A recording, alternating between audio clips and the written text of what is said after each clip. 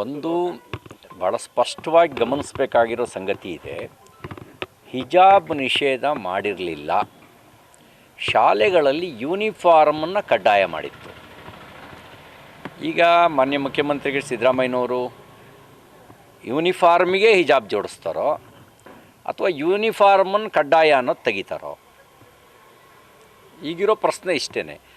ಸಾರ್ವಜನಿಕ ಸ್ಥಳಗಳಲ್ಲಿ ಹಿಜಾಬ್ ನಿಷೇಧ ಆಗಿರಲಿಲ್ಲ, ಕೇವಲ ಶಾಲೆಗಳಲ್ಲಿ, ಕಾಲೇಜುಗಳಲ್ಲಿ 1964 ಎಜುಕೇಷನ್ ಆ್ಯಕ್ಟ್ ಮತ್ತು ರೂಲ್ಸ್ ಪ್ರಕಾರ ಯೂನಿಫಾರ್ಮ್ ಕಡ್ಡಾಯ. ಯೂನಿಫಾರ್ಮ್ನ ಹೊರತುಪಡಿಸಿ ಇನ್ಯಾವುದೇ ರೀತಿಯ ವಸ್ತ್ರ ಸಂಹಿತೆ ಅಲ್ಲಿಲ್ಲ. ಅಲ್ಲಿ ಕೇವಲ ಯೂನಿಫಾರ್ಮ್ ಮಾತ್ರ ಹಾಕಬೇಕು. ಆಯಾ ಕಾಲೇಜಿನ ಆಡಳಿತ ಮಂಡಳಿ, ಕಾಲೇಜುಗಳು ನಿರ್ಣಯಪಡಿಸುವಂತೆ, ಶಾಲೆಗಳು ನಿರ್ಣಯಪಡಿಸುವಂಥ ಸಮವಸ್ತ್ರ ಸಂಹಿತೆಯನ್ನು ಮಾತ್ರ ಪಾಲಿಸಬೇಕು ಅಂತ ನಿಯಮ ಇತ್ತು. ನಾನು ಮುಖ್ಯಮಂತ್ರಿಗಳಿಗೆ ತಮ್ಮ ಮೂಲಕ ಪ್ರಶ್ನೆ ಕೇಳಲಿಕ್ಕೆ ಬಯಸೋದು, ನೀವೇನು ಎಲ್ಲರಿಗೂ ಎಲ್ಲ ಯೂನಿಫಾರ್ಮಿಗೂ ಹಿಜಾಬನ್ನು ಕಡ್ಡಾಯ ಮಾಡಲಿಕ್ಕೆ ಹೊಟ್ಟಿದ್ದೀರೋ ಅಥವಾ ಯೂನಿಫಾರ್ಮೇ ಬೇಡ ಅವರಿಷ್ಟ ಬಂದಂತೆ ಅಂತ ಮಾಡೋಕ್ಕೆ ಹೊಟ್ಟಿದ್ದೀರೋ? ಅದನ್ನು ಸ್ಪಷ್ಟಪಡಿಸಿ.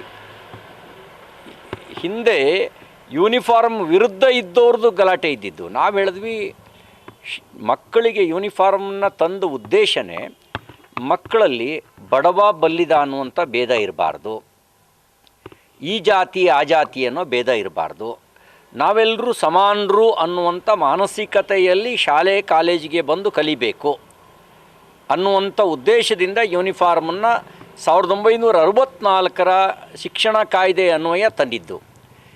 ಈಗ ಇವರಿಗೆ ಬಹುಶಃ ಮಾನ್ಯ ಮುಖ್ಯಮಂತ್ರಿ ಸಿದ್ದರಾಮಯ್ಯನವ್ರ ಮನಸ್ಸಿಗೆ ಬಡವ ಬಲ್ಲಿದ ಅಂತಿರಬೇಕು, ಈ ಜಾತಿ ಆ ಜಾತಿ ಅಂತಿರಬೇಕು. ಶಾಲೆಗಳಲ್ಲೂ ಕೂಡ ನಾನು ಹಿಂದೂ, ನಾನು ಮುಸ್ಲಿಮು, ನಾನು ಕ್ರಿಶ್ಚಿಯನ್ನು ಅನ್ನುವಂಥ ಐಡೆಂಟಿಫಿಕೇಷನ್ ಜೊತೆಗೆ ಬರಬೇಕು.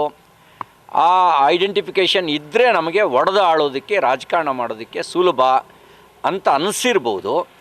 ಆ ಕಾರಣಕ್ಕೆ ತರ್ತಾ ಇದ್ದಾರೆ ಅಂತ ಅನಿಸುತ್ತೆ. ಹಾಗೇನಾದರೂ ಆದರೆ ನಾಳೆ ಉಳಿದವರಿಗೂ ಅನಿಸ್ಬೋದು.